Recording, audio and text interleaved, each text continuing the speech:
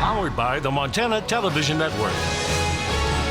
This is the Noon News from Montana's news leader. Good afternoon, everyone. Thanks for joining us on your MTN Statewide News this Tuesday. I'm Jeanelle Slade. Well, Montana authorities are asking for your help to find a missing 11-year-old boy. Colin J. Samuel Gillespie went missing from Sydney last night. A missing endangered person advisory has been issued on behalf of the Sydney Police Department. Colin is 5 feet 3 inches tall, 110 pounds, with brown hair and blue eyes. He was last seen at 6:40 p.m. on June 15th in Sydney wearing a lime green shirt, jeans, white socks, and no shoes. Colin is an insulin-dependent diabetic with an insulin pump and continuous glucose monitor on his stomach. Unknown direction of travel for him. If you have any information on Colin, please call Sydney PD or dial 911. And Missoula police are also looking for a missing 13-year-old boy. Anthony Horton left home on Sunday, June 14th at 9 p.m. and has not returned. Anthony is about 5 feet tall and weighs 70 pounds. He has brown hair and brown eyes. He was last seen wearing a blue jacket, black t-shirt, black sweats with black socks and shoes, and carrying a black backpack. Well, protesters have been on the streets every day since George Floyd died under the knee of a police officer on May 25th. Now, the president is taking his first steps at police reform in the wake of Mr. Floyd's death. Skylar Henry has more details from the White House. President Trump declared he's the law and order president, even as he signed an executive order encouraging new standards for police reform. We must improve accountability, increase transparency, and invest more resources in police training, recruiting, and community engagement. The order encourages police departments to collect and track excessive force complaints. It has incentives for police to update their training certifications, and it employs mental health professionals to work with police to respond to some incidents. As part of this new credentialing process, chokeholds will be banned, except if an officer's life is at risk. The president also met privately with African American families impacted by police brutality or racially motivated civilian violence, including the family of Ahmaud Arbery, who was gunned down while jogging in Georgia. President Trump says he will work with Congress on additional reform legislation being worked on Capitol Hill. The House is expected to vote on its legislation next week, but the Senate is not expected to vote on its bill until next month. The popular anger over long-simmering issues of police brutality and racial justice has reached a tipping point. There is no reason to wait. There is no reason to delay. Senator Tim Scott, who will unveil the Senate GOP plan tomorrow, says it's a mistake to wait until after the 4th of July to vote on the legislation. Skylar Henry, CBS News, the White House. The Senate Judiciary Committee will hold a hearing this afternoon on use of deadly force by police. Well, it's now time to check in on the weather scene with meteorologist Ed McIntosh. Good afternoon, Ed. Good afternoon. Here we are. We're almost exactly 6 months from Christmas.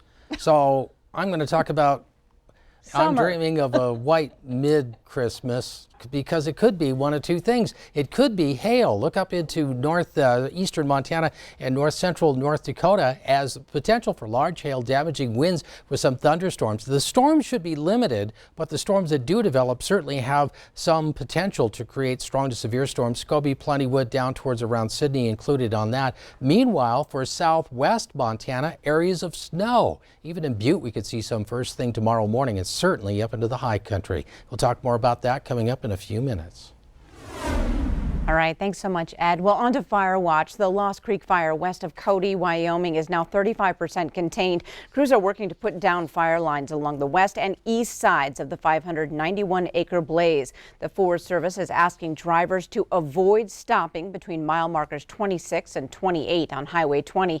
Now, the evacuation order for 2 ranches in that area have been lifted. The cause of the fire is under investigation. And the wildfire burning near Helena is now 25% contained this noon. Authorities are also lowering the estimate of the Lump Gulch fire to 1,100 acres from 1,500. Hand crews, engines, and heavy equipment are working to create more secure containment lines. Fire crews are working in difficult terrain and around a number of dangerous dead trees. Well, now we go to Glacier National Park, where there are some additional openings and services now available. The west entrance gate will no longer close at 4:30 p.m. Going to the Sun Road is open to avalanche, and the campground is available for day use parking. The Village Inn Hotel and Lake McDonald Lodge are now open to overnight guests. Due to public safety concerns with congestion and gridlock, the Going to the Sun Road may be closed temporarily on and off throughout the day. Well, as we get deeper into the summer season, Billings Logan International Airport is seeing an increase in flights and the number of passengers since April. Billings Logan will again have direct flights to Minneapolis and Portland. Flights to Seattle, Denver, and Salt Lake have started to pick up again. Allegiant Airlines has also started seasonal direct flights to Los Angeles and San Diego. Flights to Las Vegas will continue, and travelers will see more of those flights on the schedule. In Bighorn County, the Crow Tribe has extended its stay-at-home order to July 15th. It was set to expire yesterday.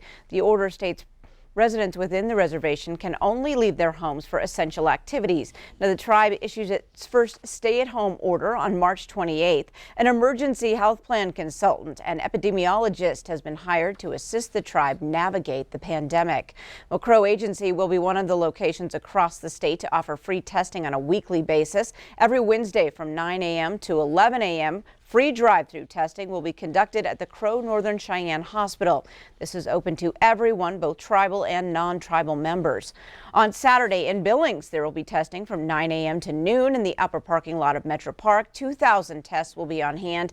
And in Park County, testing will take place in the Gardner High School parking lot from 1 to 7 on Friday. On Saturday, there will be testing from 10 a.m. to 4 p.m. in the Park High School parking lot in Livingston. Well, another 7 cases of COVID-19 confirmed in Montana today, bringing the state to 63 active cases. Now, those include 2 new cases in Gallatin County, 2 in Custer County, 2 in Missoula County, and 1 in Yellowstone. Custer County now has the most active cases at 13. Despite seeing an improvement in recoveries recently, Bighorn County is now designated as community spread. Health officials say the designation is a result of having a small number of cases where the person does not know how or where they became infected. Now, although the 2 inmates presumed positive at the women's prison in Billings last week turned out to be negative, now a 3rd inmate has tested positive for COVID-19 and is in quarantine. Overall, the number of cases has been going up again in Montana over the past 3 weeks. But then again, so have the number of tests being performed. Well, the American Red Cross is known for its efforts to provide blood for those who need it most. Now, the organization wants to let donors know that if they've had the coronavirus. So starting immediately, the American Red Cross will test all blood donations for the coronavirus antibodies, regardless if the donor has showed symptoms in the past. Now, the organization says the tests are solely to provide donors with that personal information. Donors need to call or go online or go through the Blood Donor app to schedule an appointment and to learn where the next blood drive will be held in your community.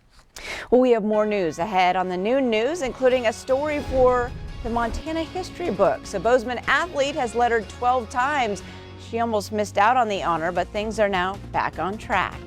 The time now is 12:08, but first meteorologist Ed McIntosh is in next with your statewide weather forecast.